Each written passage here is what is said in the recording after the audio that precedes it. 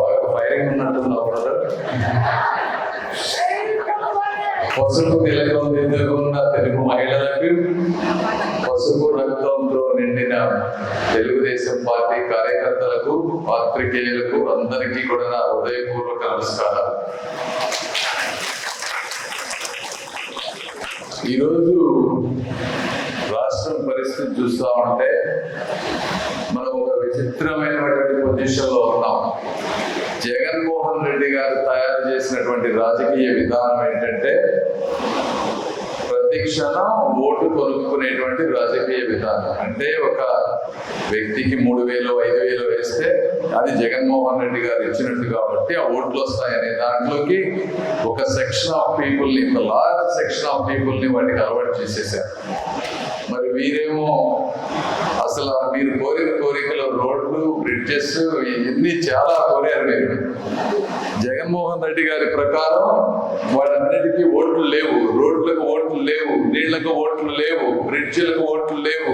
అంటే ప్రజలు మౌలిక సదుపాయాలంటే ఎవడో చేస్తాడు, ఇది మనకు సంబంధించింది కాదు, ఏయో ప్రభుత్వాలు అంటే చంద్రమండలంలో నుంచి ఇంకో ప్రభుత్వం వచ్చి చేస్తుందనే విధంగా ప్రజలని చీల్చిపారేశారు.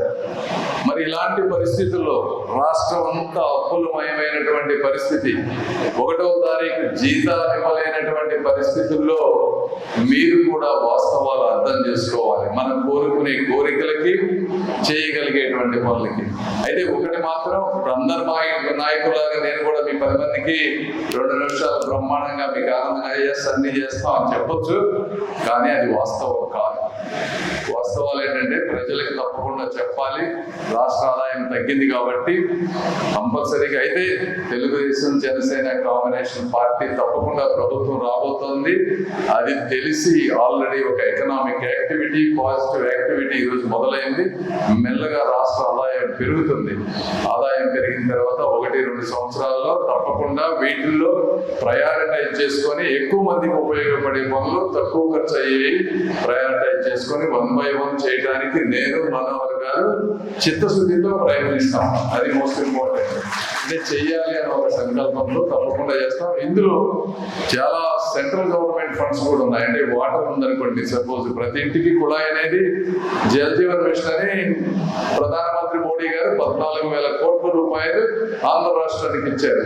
అది 60% వస్తుంది. మనం 40% స్టేట్ గ్రాంట్ మ్యాచ్ చేయాలి. 8,000 crores కింద చేస్తుంటే 22,000 crores తోటి ఈ రాష్ట్రం అంతా కూడా ప్రతి ఇంటికి వాటర్ వచ్చేది.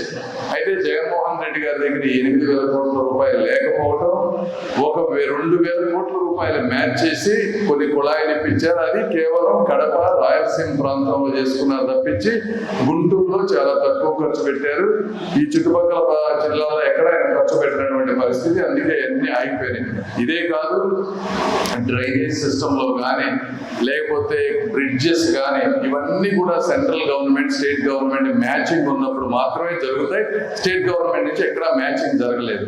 ఇవన్నీ 1-2 సార్లు ఆలోచించి చేయాల్సినటువంటి పనులు. తప్పకుండా అవన్నీ చేసే పనులు ఉంటాం. అయితే ఇవన్నీ కాకుండా జనరల్ గా మీరు ఆలోచించాల్సింది, ఈ రోజున జరుగుతున్నటువంటి ఇప్పుడు కొత్తగా ఈ ల్యాండ్ గ్రాబింగ్ అనేది ఒకటి తీసుకొచ్చారు జగన్మోహన్ రెడ్డి గారు. మరి అది ఎందుకు తీసుకొచ్చారో కూడా అర్థం కాదు. ఇది చాలా మీరందరూ కూడా పర్సనల్ గా తీసుకోవాల్సినటువంటి విషయం. ఇది దీనివల్ల ఎవరికి మేలు జరగదు. ల్యాండ్ రిజిస్ట్రేషన్ ఇవనేది ఏదైనా సమస్య ఉన్నప్పుడు ఇలాంటి కొత్త చట్టాలు తీసుకురావాలి. ఒకటి సమస్య లేదు, ఆ సమస్య కూడా వాళ్ళు చెప్పేది ఏంటి, ల్యాండ్ ఎక్విజిషన్ అనేది ప్రాబ్లం ఉంటుంది. మనకు అవసరమైనప్పుడు పెద్ద పెద్ద రింగ్ రోడ్లు కానీ ఏదైనా రోడ్లు వేయాలంటే, ల్యాండ్ ఎక్వైర్ చేయాలంటే రైతుల నుంచి వ్యతిరేకత వస్తుంది. ఈ సిస్టమ్ కనుక్కుంటే మనకి ఈజీగా అవుతుంది, ల్యాండ్ సమస్యలు త్వరగా పరిష్కారం అవుతాయి అనేది వాళ్ళ ఉద్దేశం. అయితే అది ఎక్కడన్నా మేజర్ డెవలప్మెంట్ ఉండాల్సిన ఏరియాలను ఐడెంటిఫై చేసి 1-2 తీసుకొస్తే ఓకే, కానీ ప్రతి ఇల్లు, ప్రతి స్థలము, ప్రతి పొలం అన్ని చట్టంలో తీసుకొచ్చి ఏదో ఒక కిరికిరి పెట్టి, అంటే ప్రజలను అందరినీ కూడా ప్రభుత్వ అధికారులకు వాళ్లకు బానిసగా చేసి చేయాలనేటువంటి ఒక పద్ధతి ప్రకారం ఆయన వెళ్తా ఉన్నారు.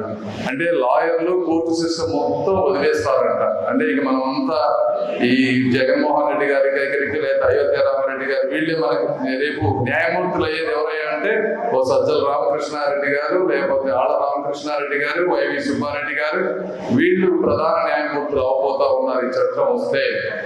కాబట్టి ఈ చట్టాన్ని ప్రతి ఒక్కళ్ళు వ్యతిరేకించాలి. దీన్ని అందరూ కూడా 1కి 10 మందికి చెప్పాల్సినటువంటి పరిస్థితి. ఇంకొకటి ఇక్కడ కిలా రోసయ్య గారు పోటీ చేస్తా, ఆయన నిన్న 2-3 ఇంటర్వ్యూలో చెప్తా ఉన్నారు, నేను 3 రాజధానులకి అనుకూలం, ఏకైక రాజధానికి వ్యతిరేకం అని చెప్తా ఉన్నారు. ఇక్కడ ఆయన అనేది ఏంటంటే రియల్ ఎస్టేట్ వ్యాపారులు ఉన్నారంట, అందుకని ఈ రాజధాని అవసరం లేదంట. పోస్టర్లో మాత్రం నేను పక్కా లోకల్ అనేస్తాడు ఆయన. ఏకం మాత్రం పక్కా లోకల్ అంటే ఇదే. పక్కా లోకల్ అంటే ఏంటి? దీంట్లో నువ్వు ఏ ప్రాంతానికైతే రిప్రజెంట్ చేస్తున్నారో మీరు ఆ ప్రాంత ప్రజల ప్రయోజనాలు కాపాడడం నీ మొదటి కర్తవ్యం. నీ గ్రామం, లేకపోతే నీ సిటీ, నీ పార్లమెంటు, తర్వాత పక్క పార్లమెంటు, తర్వాత రాష్ట్రం, తర్వాత దేశం, ఇవన్నీ వదిలేసి ఆయన, ఎందుకంటే జగన్మోహన్ రెడ్డి గారు ఏ విధంగా అయితే అవినీతి చేయడం వల్ల మోడీ గారి పాదాల మీద సాష్టాంగ నమస్కారం చేస్తా ఉన్నారు, అదే విధంగా కిలా రోసయ్య గారు అవినీతి చేయడం వల్ల దిక్కుచోచని పరిస్థితుల్లో ఈరోజు జగన్మోహన్ రెడ్డి గారు ఏది చెప్తే అది మాట్లాడాల్సినటువంటి పరిస్థితి, మనస్సాక్షిని, అంతరాత్మని చంపుకొని ఆ రోజు ఈ విధంగా బిహేవ్ చేస్తా ఉన్నారు. మీ అందరికి నేను ఒకటే చెప్తున్నా, ఇలాంటి పరిస్థితులు నాకు దాని కనుక వచ్చి ఉంటే, నేను కనుక కిలా రోసయ్య గారి ప్లేస్ లో ఉంటే నా రాజీనామా లెటర్ అసెంబ్లీ స్పీకర్కు, పార్లమెంట్ స్పీకర్కి ఇసి కొట్టేసి వచ్చేవాడిని. అది అలా ఉండాలి తప్పించి ఎవడు ఏది చెప్తే ఒక ధర్మం, ఒక నీతి, ఒక నిజాయితీ, ఏమి చేయాలనేటువంటి విచక్షణ మర్చిపోయి కేవలం రాజకీయాలనేటువంటి పరిస్థితుల్లో ఈరోజు రోసయ్య గారు కానీ జగన్మోహన్ రెడ్డి గారు ఉన్నారు. ఇలా నేను చెప్పుకుంటా పోతే ఈ రోజు ఒక్కటంటే ఒక ఇండస్ట్రీ తెచ్చినటువంటి పరిస్థితి లేదు రాష్ట్రంలో. కనీసం ముఖ్యమంత్రి గారు కానీ, వాళ్ళ మంత్రి కానీ, లేకపోతే ఒక అధికారి కానీ ఎక్కడికన్నా పోయి మా ప్రాంతానికి ఒకటి పెట్టుబడి పెట్టండి అని అడగాలి. ఎందుకు పెడతారు? ఇక అక్కడ ఈ ప్రాంతంలో ఏమి డెవలప్మెంట్ లేనప్పుడు కొత్త వాళ్ళు వచ్చి ఎందుకు పెడతారు? హైదరాబాదు, బెంగళూరు, పూణేనో, ఢిల్లీయో, ముంబై ఎక్కడో పెడతారు తప్పించి అమరావతిలో కానీ ఆంధ్ర ప్రాంతంలో ఎవరు వచ్చి ఎందుకు పెడతారు? అది పెట్టాలి అంటే మనం విపరీతమైనటువంటి శ్రమ, కృషి చేయాలి. అది కూడా ఈ ప్రాంతం మీద ప్రేమ ఉన్నవాళ్ళు ఒకళ్ళిద్దరు పెడతారు తప్పించి ఎవరు పెడితే వాళ్ళు వచ్చి పెట్టరు. అటువంటి పరిస్థితి లేదు. లేకపోగా చంద్రబాబు నాయుడు గారు తెచ్చినటువంటి 120-130 సంస్థల్ని, ఆ జీవోలన్నింటినీ క్యాన్సిల్ చేసి అమరావతి ప్రాంతంలో వాటన్నింటినీ తరివేశారు. ఇప్పుడు మళ్ళీ వస్తే ఆ 120-130 వాటిని మనం కాంటాక్ట్ చేయాలి, అవన్నీ తీసుకురావాలి. మళ్ళీ ఒక 3 సంవత్సరాలు 4 సంవత్సరాలు పోతుంది. అంటే దాదాపుగా గత 5 సంవత్సరాలు, ఇప్పుడు 3 సంవత్సరాలు, 8 సంవత్సరాల టైం పోయింది. అంటే ఒక మనిషి 30 నుంచి 60 సంవత్సరాల జీవితంలో దాదాపుగా 10 సంవత్సరాలు పోయిందంటే లైఫ్ పోయినట్టే వాళ్ళకి పీక్ టైంలో. ఇంతటి దుర్మార్గమైనటువంటి ఆలోచన, కక్ష తప్పించి అసలు ఏమీ లేనటువంటి వ్యక్తి, ఇలాంటి వ్యక్తులు అసలు ఈ రోజు భూమి మీద ఉన్నారంటే కూడా ఆలోచిస్తే కూడా అసలు ఇలాంటి వాడు ఎలా పుడతాడా అని అనిపిస్తుంది మనకి. మన దౌర్భాగ్యం. ఏదేమైనా ఒక్కొక్కసారి ఏంటంటే దుర్మార్గులు ఉంటేనే మంచి వాళ్ళ వాల్యూ తెలుస్తుందని, ఇదేదో సమాజానికి హితం కోసం మాలాంటి వాళ్ళు లేకపోతే ఇంకోళ్ళు రావడానికి దేవుడు ఈ నరరూప రాక్షసులు పంపించారని అనుకుంటూ అందులో కూడా పాజిటివిటీ తీసుకొని ముందుకు వెళ్ళడం తప్పించి మనం ఈరోజు ఏమీ చేయలేనటువంటి పరిస్థితి. అయితే మీ అందరికీ ఒకటే చెప్తా ఉన్నాను, చంద్రబాబు నాయుడు గారు కానీ, లోకేష్ గారు కానీ, నేను కానీ ఈ భూమి మీద ఉన్నంత వరకు, ఊపిరి ఉన్నంత వరకు అమరావతిని ఎవరు ఒక అంగుళం కూడా కదలలేదు, కదలనివ్వు. ఇది మాత్రం సత్యం. అదే నిన్న చూస్తూ ఉన్నారు, ఎవరో ఒకటి రౌడీ షీటర్ అంట. ఒకళ్ళు రౌడీ షీటర్, ఒకళ్ళు ఎవరో మన వాళ్ళ మీద ఇబ్బంది పెట్టారని విన్నా. ఏమి నాన్న నువ్వు ఎందుకు ఇంత ఆవేశపడుతున్నా? 10 రోజుల్లో ఎలక్షన్ ఉంటే ఇక్కడ చాలా మంది ఉన్నారు. ఆలపాటి రాజా, డెల్టా టైగర్ ఉన్నారు, మనోహర్ గారు ఉన్నారు, పెమ్మసార్ ఉన్నారు. ఈ 10 రోజుల్లో అధికారం పోయాక నువ్వేం చేస్తావు అంటే మేమందరం ఖాళీ కూర్చోవాలా, మీరు ఇష్టం వచ్చినట్టు కొడతా ఉంటే అండి మా జాతి కదా ఏంది అదే పని చేయటం, పిచ్చి పిచ్చి వేషాలు వేయద్దు మీరు. రేపు ఇలా ఎవరైనా సరే ఈ విధంగా చట్ట వ్యతిరేక చర్యలకు పాల్పడితే అది చాలా డిఫరెంట్ గా ఉంటుంది. మీరు కాళ్ళ మీద పడి ప్రాధేయపడినా కూడా వదిలిపెట్టనట్టుగా వదిలిపెట్టినట్టుగా రెస్పాన్స్ ఉంటుంది మా దగ్గర నుంచి.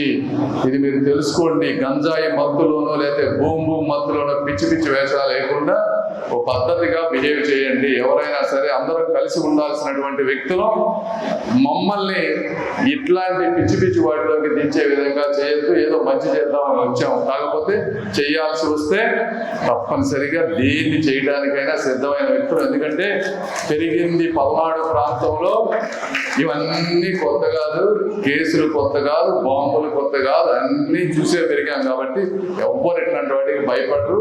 కార్యకర్తలను రక్షించుకోవడానికి రాజా గారు కానీ, నేను కానీ, మనోహర్ గారు కానీ తప్పనిసరిగా ఉంటాం అనేది మీరు అందరూ గుర్తుపెట్టుకోండి. ఇవి కాకుండా ఇన్ జనరల్ గా కూడా నేను ఒక మంచి బలమైన ఆశయంతో వచ్చాను. ఈ రోజు రాష్ట్ర రాజకీయాలను కానీ ఏ విధంగా కూడా నాకు ఒక విజన్ ఉంది, ఒక ఐడియాలజీ ఉంది.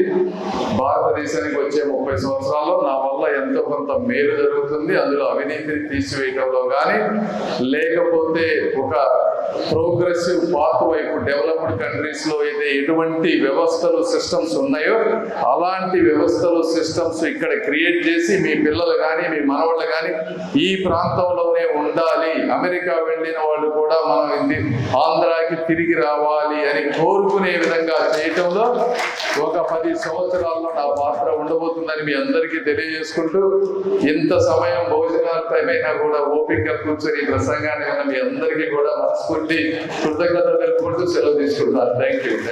టీడీపీ, బీజేపీ, జనసేన మిత్రపక్షాల కూటమి తరపున గుంటూరు పార్లమెంట్ సీటుకు పోటీ చేస్తున్న పెమ్మసాని చంద్రశేఖర్ గారికే ఓటు వేద్దాం. మన గుంటూరుని గెలిపించుకుందాం.